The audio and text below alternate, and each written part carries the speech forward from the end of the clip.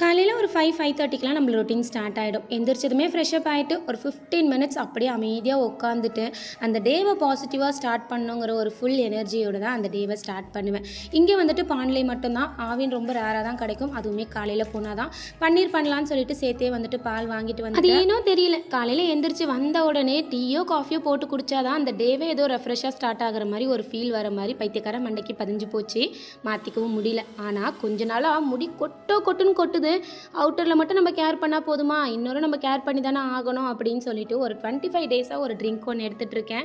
வேறு ஒன்றும் இல்லைங்க, தயிர், அது கூடவே கொஞ்சமாக இஞ்சி, அது கூடவே வந்துட்டு கருவேப்பிலை ஒரு அரை கை அளவு போட்டு நல்லா மிக்ஸி ஜாரில் அடித்து ஃபில்ட்ரு பண்ணி வேணுங்கிற அளவு தண்ணி மிக்ஸ் பண்ணி அந்த ஹோல் டேவுமே தோன்றப்பெல்லாம் கொஞ்சம் கொஞ்சம் குடிச்சிக்கிறது. அதுக்காக டீ காஃபி குடிக்கிறத விட்டுட்டேனா அப்படின்னா கண்டிப்பாக இல்லை. ஏதாவது ஒரு டைம் மட்டும் எடுத்துக்கிறேன், கொஞ்சம் கொஞ்சமாக விடணும். நான் குடிக்கிறத பார்த்துட்டு பசங்களும் கேட்க ஆரம்பித்து அவங்களும் குடிச்சிட்ருக்காங்க. ட்ரை பண்ணி பாருங்கள்.